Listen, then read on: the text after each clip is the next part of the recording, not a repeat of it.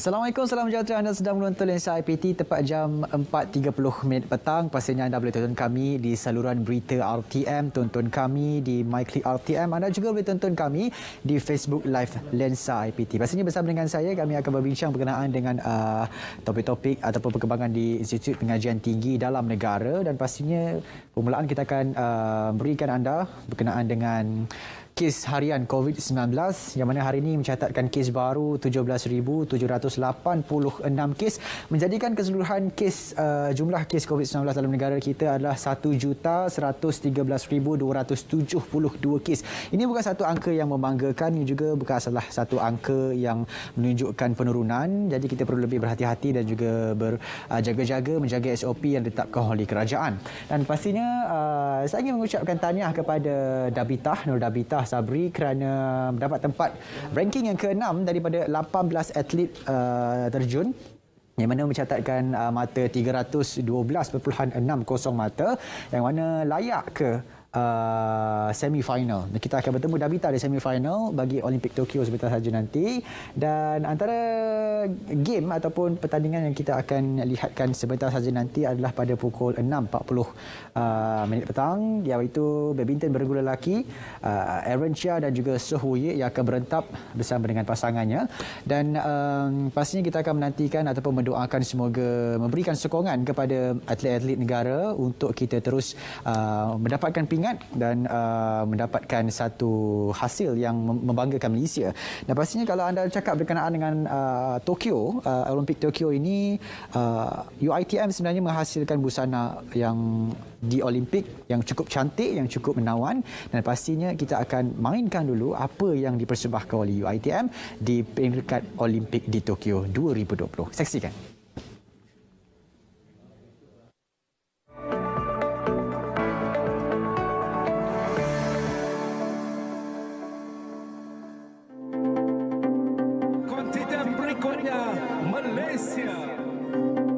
Kami bermula dengan panggilan yang dibuat oleh pihak MSN, Majlis Sukan Negara, hujung Februari. Sekitar Februari hujung atau March earlier lah. Ketua Jabatan call saya. Dia kata, Azlan, you minat tak nak buat untuk Olimpik? Dia kata ini dalam keadaan yang sangat cepat. Dia cakap kan, kita dalam keadaan MCO dan juga keadaan yang kena buat pantas. Dia cakap kan. Saya cakap, oh iya ke? Okey, let me think. Dia cakap. Lepas tu saya bincang-bincang dan saya bincang dengan Cik Wazir, saya punya team member dan juga ada student. Saya cakap okey tak kita buat. So saya menjawablah kepada Cik Azlan, why not we take the challenge. So kami berhubung melalui telefon dan saya beritahu beliau kita kena berbincang perkara ini dengan lebih detail. Lepas tu kita decide lah, kita cakap okeylah kita sahut cabaran benda ni. Kita buat kata putus, why not kita mencari pakaian tradisional Melayu yang melambangkan pahlawan orang-orang Melayu yang hidup di zaman-zaman Kesultanan Melaka ataupun di zaman sebelum kedatangan Kesultanan Melaka. Jadi Cik Azlan beritahu saya pihak MSN meminta, satu adalah warna jala gemilang. Itu sudah pasti. Dia kata jangan lari. Dia nak those colour. So yang kedua adalah dia nak something baju kebangsaan. Lepas tu satu lagi yang saya dapat kupas daripada first meeting itu adalah something yang kreatif, yang fresh, yang baru. That keyword, yang 3 keyword tu yang saya terapkan dan saya kupas dengan tim dan bawa balik ke UiTM dan kita orang brainstorm. Di sinilah cabaran kami bermula. Dan apabila kami berkumpul, Cik Azlan memanggil kumpulan kami termasuk pelajar. Kita bincangkan apakah itu identiti kita sebagai orang Malaysia dan bagaimana kita mengolah pakaian ini daripada identiti tradisional yang kami pilih untuk kita jadikan dia nampak vibrant, fresh idea. Cabaran tu dari segi kita nak dapatkan measurement. Kita tak boleh nak pergi direct jumpa atlet. yang kita kena dapatkan melalui online. So daripada situ kita kena ambil ukuran, kita kena tengok sendiri kaki badan atlet tu bagaimana, betul tak ukuran yang mereka ambil dan sebagainya. Selepas fitting pertama, kita ambil bilik, kita kena alter balik, perlu besarkan atau kecilkan untuk lebih sesuai dan terletak di badan atlet tu. Saya sangat teruja sebenarnya bila diumumkan kontingen Malaysia keluar ke Padang. Kerana walaupun teruja tapi kerisauan tu ada dalam hati saya sebab kami tidak berada di situ untuk memakaikan pakaian di situ, dan saya berdoa agar semua para atlet ini memakainya dengan betul. Dengan kontingen atlet, dia orang tak ada masalah, dia orang happy. Dia kata, Cik Lan, thank you sebab all the atlet lain semua suka sebab kita ni something different daripada yang lain-lain. Dia orang suka, dia orang happy, dia orang puji. Tapi saya tertunggu-tunggulah. Memang saya meremang, saya happy, saya bangga. Tapi saya tertunggu-tunggu apa impact atau komen daripada luar. Ketunjaan tu of course lah gembira kan. Gembira dalam masa yang sama, bersyukurlah. Dan juga berasa macam bersemangat untuk kita buat lebih baik di masa akan datang lah. Satu pencapaian dan dilihat oleh seluruh penonton seluruh dunia. Itulah saya rasa ini pencapaian yang paling manis dalam kehidupan saya. Alhamdulillah.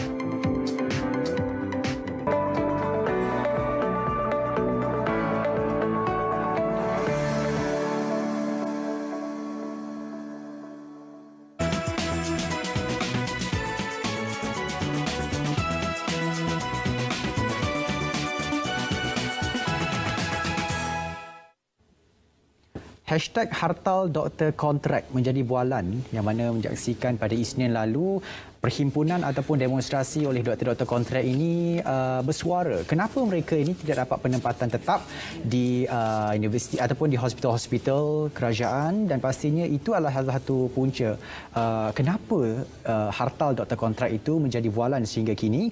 Dan pastinya untuk membincangkan soal itu, kita bawa topik khas pada anda pada hari ini, lulusan perubatan perteroka bidang baharu bersama dengan yang berbahagia Profesor Datuk Dr. Razman Jarmin, Pengarah Hospital Chancellor Tuanku Mukhris HCTM ataupun HUKM. Assalamualaikum Datuk. Waalaikumsalam Syairul. Alhamdulillah Datuk. Kalau kita ikut sekarang ni Datuk, isu doktor kontrak tak dapat penempatan ni bukanlah satu isu yang baru, isu yang lama, tapi yang menjadi satu perit untuk diterima masyarakat kerana ia dalam gelombang pandemik COVID-19. Sewaktu doktor ini diangkat sebagai hero ataupun frontliners, ada juga sisi lain yang rasa pedih untuk masyarakat terima. Dan sebenarnya apa situasi ataupun keadaan semasa sekarang ini dalam program perubatan di negara ini dan kesan dalam tenaga kerja di Malaysia sebenarnya, Datuk?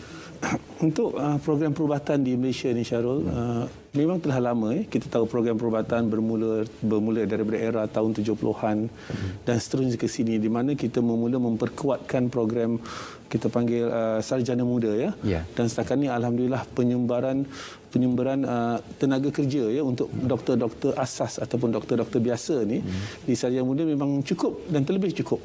Dan penyumbaran mereka memang datang daripada universiti awam, universiti awam swasta, universiti awam kerajaan dan juga termasuk daripada luar negara Dan alhamdulillah disebabkan oleh peningkatan banyak universiti-universiti yang melahirkan graduan perubatan ini, menyebabkan lambakan saya kata doktor-doktor yang bertauliah. Itu menyebabkan kesannya bermula pada 2016 di mana kerajaan terpaksa mengambil graduan-graduan perubatan ini sebagai doktor kontrak kerana pos-pos untuk tetap sebagai pegawai perubatan telah tepu. Okey, baik. Jadi kalau bercakap berkenaan, Datuk tadi cakap ada berkenaan dengan keluaran graduan daripada universiti-universiti tempatan sekarang ini, dan saya kira banyak daripada universiti tempatan kita yang ada hospital pengajar universiti HPU, UKM sendiri ada. Dan daripada situ saya rasa adakah ini menjadikan satu pertolongan ataupun bantuan kepada KKM sendiri untuk menyelamatkan keadaan semasa doktor-doktor kontrak ini supaya mendapat penempatan, kalau tidak di hospital kerajaan mungkin hospital pengajar universiti? Yep. Di hospital pengajar universiti memang pengambilan pegawai-pegawai perubatan atau pakar ya memang adalah dilakukan oleh universiti itu sendiri di mana diberi pos-pos atau vote daripada kerajaan atau JPA sendiri, dan kami berupaya mengambil pegawai perubatan atau pakar at certain extent ya. Okey. Dan alhamdulillah saya rasa sehingga kini kebanyakan pegawai-pegawai perubatan atau pakar di HPU ni ya, kita panggil hospital pengajar ni adalah berstatus tetap sehingga ini. Okey, baik. Kalau situasi di dalam perkhidmatan perubatan di perkhidmatan hospital ataupun perubatan negara, apa komen, Doktor? Sekarang ni kalau kita lihat dari segi prestasi perkhidmatan perubatan kita adalah antara yang terbaik. Saya rasa ini pernah disuarakan oleh Ketua Pengarah Kesihatan sendiri, Tan Sri Dr. Hisham ya, dan di mana telah diperakui oleh Pertuan Kesihatan Sedunia WHO ya, dan banyak perkhidmatan perubatan kita memang kita kata memang berkelas dunia ya. Dan alhamdulillah sehingga kini perkhidmatan perubatan kita selain daripada memberi perkhidmatan juga menjadi tempat latihan-latihan, bukan saja latihan kepada pakar-pakar di Malaysia tetapi pakar-pakar lagi di luar negara juga mengunjungi negara kita untuk mempelajari teknik-teknik perubatan yang terkini. Okey, baik. Saya suka dengan kata kunci perkhidmatan yang terbaik dalam institusi kesihatan negara. Tapi malangnya apa yang kita terima sekarang ini, #hartal Dr. Kontrak ini, mengapa dia boleh terjadi? Mungkin ada sisi yang mereka doktor ini perlukan yang masyarakat mungkin penonton Lensa IPT sendiri tidak tahu yang disimpan itu, Doktor. Berkaitan dengan isu I think doktor-doktor kontrak ni kan, dan tercetusnya aktiviti hartal ni ya, adalah disebabkan kalau kita faham kebanyakannya ketidakpuashatian mengenai keadaan suasana kerja, terutama dalam zaman COVID pandemik ni, di mana tekanan kerja, bebanan kerja kan memang melebihi di pada mana-mana pegawai-pegawai perubatan dan pegawai kesihatan di Malaysia inilah. Jadi secara tak langsung juga telah menjejaskan dari segi kesan mereka sendirilah, dari segi gaji, dari segi kepuasan pekerjaan, dari segi karier mereka kan, berbanding dengan yang tetaplah. Tapi saya berpendapat salah satu inisiatif yang telah dinyatakan sendiri oleh Perdana Menteri ya, di mana mereka membenarkan salah satu perkara yang penting, peluang melanjutkan pelajaran untuk kepakaran telah diberi kepada mereka itu walaupun satu tempoh kontrak. Dalam tempoh kontrak walaupun satu interim, tetapi saya rasa sekurang-kurangnya peluang itu telah terbuka, dan insya-Allah diharapkan kerajaan lebih peka dalam perkara ini dan melihat, I'm sure diorang dalam proses untuk melihat apakah yang boleh dibantu oleh kerajaan. Okey, baik. Berbalik kepada topik asal kita, ada satu artikel berkenaan dengan lulusan perubatan ini perlu teroka bidang baru. Jadi apa komen Datuk berkenaan dengan isu itu sendiri? Kenapa mereka perlu teroka bidang baru sedangkan belajarnya lama-lama di bidang perubatan? Saya setuju dengan soalan itu, dan memang technically memang susah nak jawab tu, tetapi memang kita tahu bila seseorang itu berminat di dalam jurusan perubatan dan mengambil program perubatan memang niatnya untuk menjadi doktor, untuk berkhidmat kepada masyarakat dan menabur bakti ya.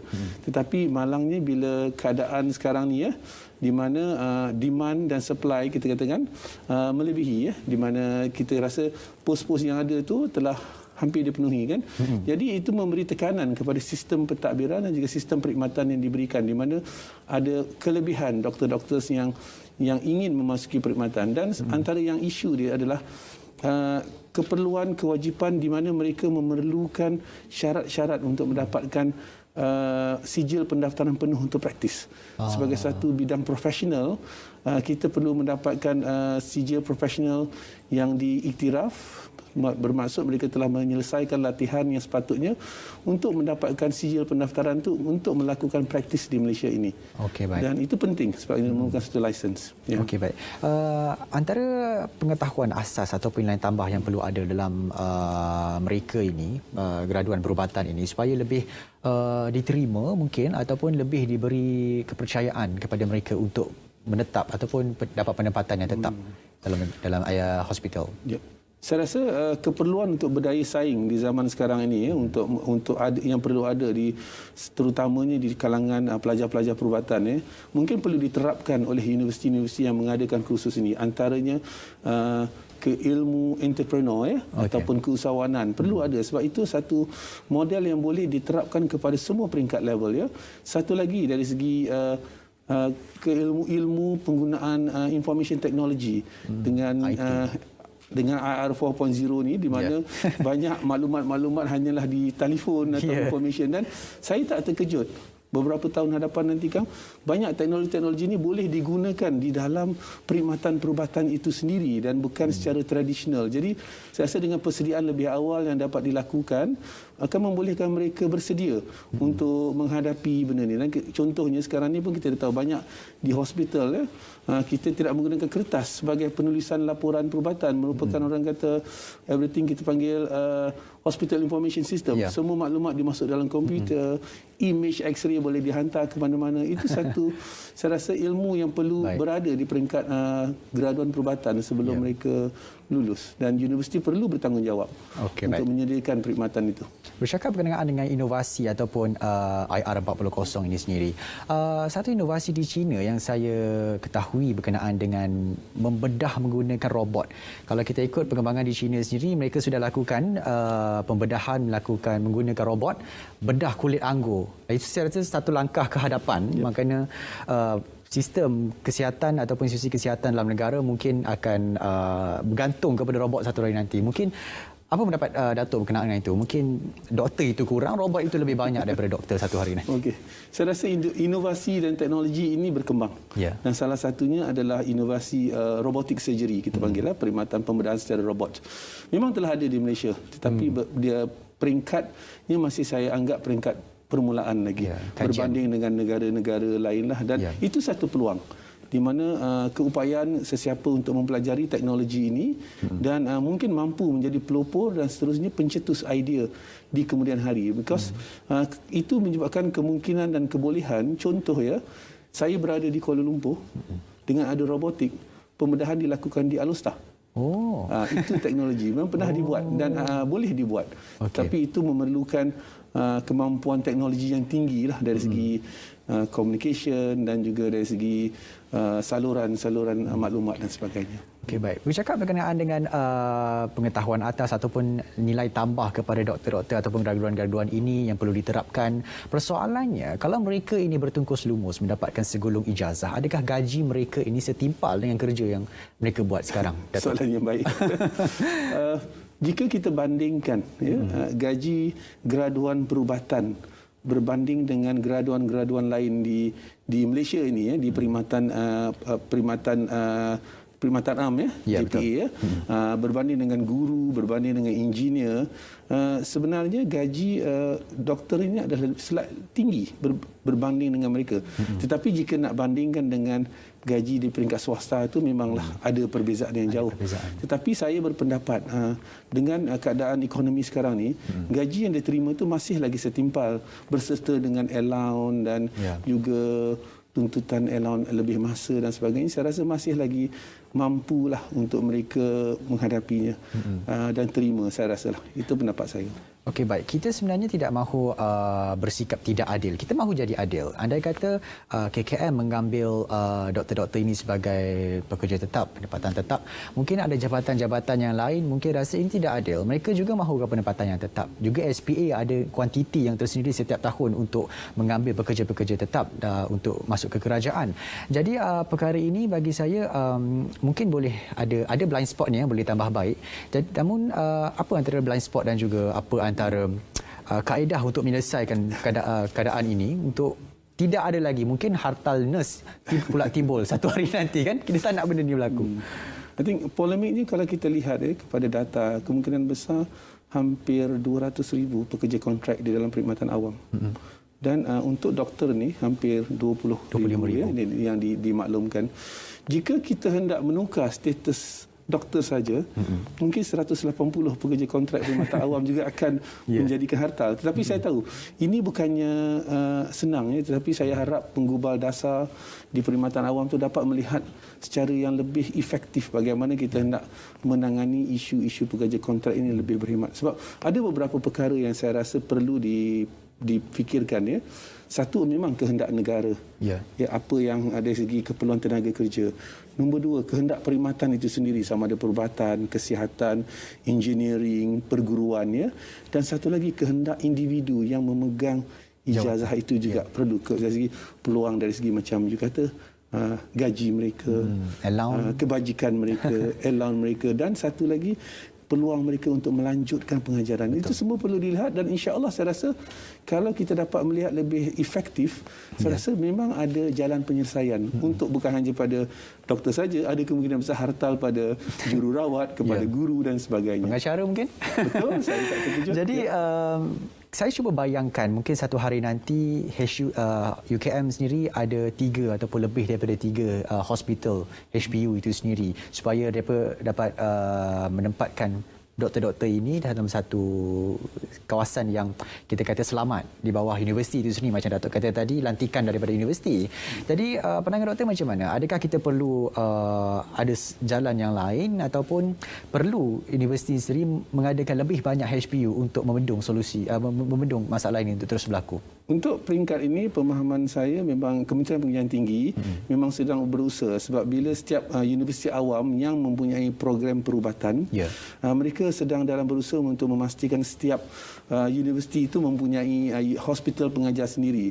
Contoh yang terbaru di Uniza, telah ada satu hospital Uniza yang telah siap, dan insya-Allah saya rasa tahun ini akan dibangunkan, beraktif ya. Dan 2 lagi hospital yang akan naik di Unimas dan juga UMS. Apa kebaikan HPU ni sebenarnya? Sebab saya rasa HPU ni boleh menjadi satu hub di mana peningkatan budaya kerja, peningkatan dari segi penyelidikan, perkhidmatan, dan yang paling penting keupayaan untuk menjadikan suatu tempat untuk melatih doktor untuk menjadi pakar, ataupun daripada pakar menjadi super pakar. Itu kita ada peluang ya. Jadi awal tadi Datuk ada bercakap berkenaan dengan lambakan graduan perubatan ini daripada universiti-universiti. Adakah maksud Datuk mereka ini gagal mencapai satu tahap yang standard supaya tidak ada lambakan graduan, ataupun tahap keperluan pekerja, tenaga kerja dalam institusi kerajaan itu sendiri sudah pun mencapai tahap yang maksimum? Maksud saya bila lambakan itu bermaksud kalau kita lihat sekarang ini ya, graduan perubatan yang telah berjaya ya lulus, tetapi perlu menunggu hampir 9 bulan ke 1 tahun untuk mendapatkan post internship ataupun houseman ya, pelajar siswa zahir, dan itu adalah merupakan satu gap yang paling penting kerana kerugian tenaga kerja yang sangat efisien. So saya rasa itu satu juga peluang yang mana kita boleh fikirkan bagaimana kita hendak menggunakan hampir lebih kurang 5,000 profesional yang tidak dapat bekerja disebabkan oleh kekangan dari segi pos yang you nyatakan tadi itu kan. Kita gunakan sebagai peluang tempat lain. Contohnya seperti pembantu penyelidik di universiti-universiti atau pusat pengajian, dan juga membantu dari segi program-program kesihatan yang tidak memerlukan satu sijil kepakaran untuk mereka bertugas. Sesuatu yang saya rasa kita boleh lihat dan menggunakan kepakaran mereka. Seperti yang di zaman COVID ini, mereka boleh memang telah ada usaha untuk menggunakan mereka di dalam pusat pemberian pembantuan, di pusat pemberian vaksin ya, dan itu satu tenaga kerja yang sangat efektif. Ya, betul. Jadi sekarang ini bila timbulnya hartal doktor kontrak dan juga timbul isu yang lulusan perubatan perlu mencari jalan yang lain, perlu terus ke bidang yang lain, ini menjadikan satu bebanan buat mereka yang belum lagi bergelar graduan dan mungkin menghabiskan pelajaran mungkin tahun ini, tahun depan, dan peningkatan angka graduan lulusan perubatan ni makin tahun makin naik, kita sedia maklum. Namun perlukah ini diselidik semula, dilihat semula supaya ia menjadikan satu perkara ini, pelajar perubatan ini di negara ini sebenarnya dapat kerja penempatan yang secure ataupun selamat untuk masa depan mereka. Sekarang ni mereka macam tak tahu saya ni selamat ke tidak selamat kan. Tengah belajar dah ni. Emosi terganggu dah. Macam mana Datuk? Saya setuju. Saya rasa itu satu isu yang perlu kita lihat secara menyeluruh, secara global sama ada di peringkat pentadbir, peringkat penggubal dasar, even di peringkat universiti yang mana memberikan perkhidmatan ini. Walaupun moratorium jurusan perubatan telah lama diteruskan sehingga kini, tetapi program-program perubatan sedia ada itu masih lagi menghasilkan, saya berkata, lebihan ya, para doktor graduan yang menyebabkan gangguan dari segi flow dia lah. Sebab itu saya mencadangkan memang ini perlu dilihat secara lebih menyeluruh dan lebih sistematik supaya kita tidak kerugian graduan-graduan yang mempunyai potensi dan berbakat ini. Dan mereka juga kalau kita tahu merupakan daripada jurusan SPM dulu semuanya merupakan pelajar-pelajar yang bagus. Ya, bukannya betul. Ni ya, saya rasa itu satu yang perlu dilihat. Bukan sekadar bakat namun kecemerlangan akademik itu perlu dipandang. Datuk, kita berada di penghujung rancangan. Mungkin secara ringkasnya Datuk boleh berikan sedikit harapan dalam kita menelusuri satu tempoh yang agak tegang, kes pun tidak menurun, dan juga mungkin harapan juga kepada graduan-graduan yang mungkin bakal graduan perubatan di luar sana yang sedang menuntut SIPT hari ini. Datuk. Okey. Pendapat saya, walaupun sekarang ini perkhidmatan perubatan kita di Malaysia secara am ni dalam keadaan yang genting. Maksudnya kita doktor bertungkus lumus di hospital untuk merawat pesakit-pesakit COVID, dan itu merupakan satu cabaran bukan saja pada pegawai perubatan tetapi kepada semua hospital, pentadbir dan sebagainya. Cuma saya berasa ini adalah satu peluang untuk kita melihat potensi di mana kita boleh mempertingkatkan lagi peluang-peluang graduan perubatan ini di pelbagai sektor ya. Sebab kita hanya menganggap bila ada graduan perubatan mereka hanya perlu menjadi doktor. Tetapi mungkin juga kita perlu pertimbangkan mereka boleh jadi jurusan yang lain yang boleh dipergunakan dengan kaedah teknologi macam you kata ya, teknologi robot. Mungkin they can go for medical engineering dengan jurusan perubatan. Jadi kemahiran mereka untuk menjurus kepada medical engineering itu lagi mudah berbanding engineers yang tidak tahu bahagian perubatan. Contohnya.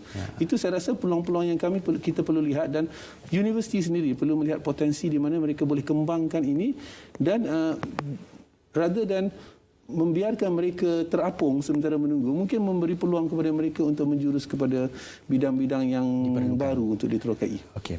Baik, terima kasih yang berbahagia Profesor Dato' Dr. Razman Jarmin, Pengarah Hospital Chancellor Tuanku Mukhris HCTM ataupun Hospital Universiti Kebangsaan Malaysia HUKM, kerana sudi bersama kita pada hari ini membincangkan berkenaan dengan lulusan perubatan ini. Saya kira ini satu topik yang sangat baik untuk kita kupaskan bersama, dan alhamdulillah kita dapat mencari satu jawapan yang mana mereka ini sebenarnya bukan sekadar untuk memilih satu jalan yang baru untuk kesinambungan kehidupan mungkin, tapi mereka juga perlu mencari satu keperluan, kehendak pada masa kini supaya win-win situation.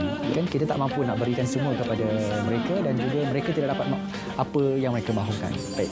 Dalam tempoh pandemik ini pastinya program imunisasi COVID-19 sedang berjalan, dan saya mengharapkan anda semua dapat jayakan program PICK ini supaya kita sama dapat mencapai herd immunity ataupun immunity kelompok satu hari nanti. Dan pastinya kita akan bebas COVID-19. Saya doakan hujung tahun ni saya dapat melancong ke luar negara mungkin, atau melancong ke Sabah untuk kita sama-sama dapat merasai hidup yang kembali normal. Dan pastinya Lensa IPK akan bersiaran setiap jam 4.30 petang setiap hari Sabtu membincangkan berkenaan